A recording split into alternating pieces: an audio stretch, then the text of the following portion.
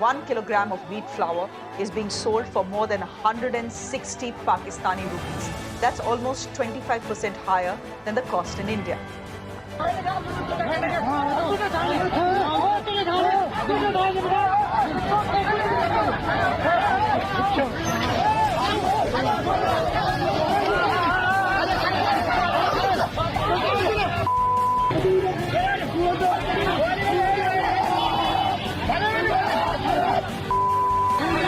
Marad. Wadar,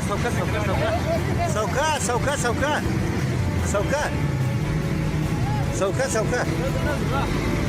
Damos vertamente tara rawanyo. Khala grafasi. क्या 2023 पाकिस्तान का and होगा? क्या अब पाकिस्तान पूरे तरीके से बर्बाद हो जाएगा, या फिर अभी कोई रास्ता बचा हुआ है जिससे पाकिस्तान बच सकता है? पाकिस्तान में इतने दिनों से भूखमरी फैली हुई है, लेकिन कोई देश आगे आकर उसकी मदद क्यों नहीं कर रहा है? पाकिस्तान एक ऐसा देश जिसे सब गिरा हुआ मानते हैं, एक ऐसा देश जिसका नाम जब याद आता है तो टेररिज्म की याद आती है, एक ऐसा देश जिसका नाम जब आता है तो 9/11 और 26/11 के विजुअल्स याद आते हैं, कसाब का टेररिज्म याद आता है। वो आज भूखमरी से जूझ रहा है। देखिए, पाकिस्तान में गरीबी और भूखमरी कोई नई बात नहीं है, लेकिन हाल फिलहाल ये जिस दौर से गुजर रहा है उसे देखकर दया आ जाती है। बच्चे दूध के लिए तरस रहे हैं, बूढ़ों को मरने के बाद 10 बार सोचा जा रहा है कि इन्हें दफनाया जाए या क्या किया जाए, क्योंकि हर चीज में पैसा लगेगा। एलपीजी गैस को बलून्स में और प्लास्टिक्स में स्टोर किया जा रहा है, क्योंकि सिलेंडर के प्राइसेस धरती चीर रहे हैं। लोगों को शायद ही एक वक्त की रोटी नसीब हो रही होगी, क्योंकि खाने में पैसा बर्बाद करें या फिर किसी को दफनाने में, ये सोचा जा रहा है। लेकिन अचानक से इतना बड़ा क्राइसिस पाकिस्तान में कैसे आ गया?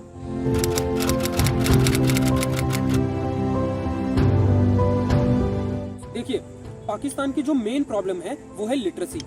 लोग यहाँ पर पढ़े लिखे नहीं है, और जो कुछ लोग पढ़े लिखे निकलते हैं वो अब्रॉड चले जाते हैं। इसीलिए इनका जो गंवारपन है, ये जो इलिटरेसी है इनकी, ये इन्हें टेररिज्म की तरफ लीड करती है, जिसके बाद इनकी इज्जत, पैसा, मजाक सब उड़ाया जाता है। दूसरी तरफ पाकिस्तान हमेशा ही गलत कदम उठाने में माहिर रहा है, यानी अच्छे देशों से दुश्मनी और चाइना जैसे देशों से दोस्ती। अगर एनालिटिक्स की बात करें तो 2020 में इनकी जो करेंसी थी वो अराउंड 150 रुपए पर डॉलर थी, पर आज 2023 में इनकी जो करेंसी है वो 256 रुपीज पर डॉलर हो गई है।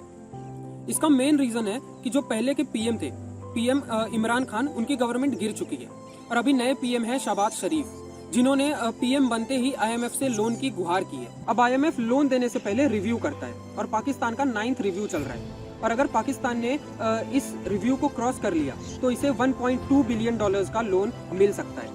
और यही नहीं, इसके बाद काफी और देश होंगे जो इसकी मदद में आगे आएंगे और इन्हें लोन्स देंगे, क्योंकि एक बार अगर आईएमएफ ने लोन दे दिया तो एक ट्रस्ट बॉन्ड बन जाता है, जिसके बाद काफी जो और देश होंगे वो लोन देने में हिचकिचाएंगे नहीं। आईएमएफ को देखें तो वो लोन देने से पहले कुछ रिफॉर्म्स करवाता है, फाइनेंशियल सेक्टर्स में कुछ बदलाव कराता है, तो उसने पाकिस्तान में भी काफी रिफॉर्म्स करवाए हैं। इलेक्ट्रिसिटी बिल्स बढ़वाए हैं, सब्सिडी को कम किया है और टैक्स ज्यादा करने को कहा है।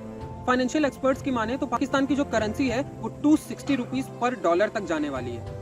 लेकिन ये कोई घबराने वाली बात नहीं है, क्योंकि इससे वहाँ की शेयर मार्केट में कोई बहुत बड़ा इफेक्ट नहीं पड़ा है, बल्कि वहाँ पर एक तरह से उछाल ही आई है।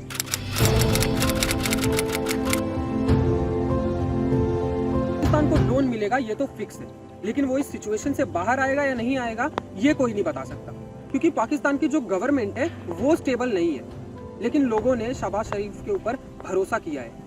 So this may be turning point for Pakistan.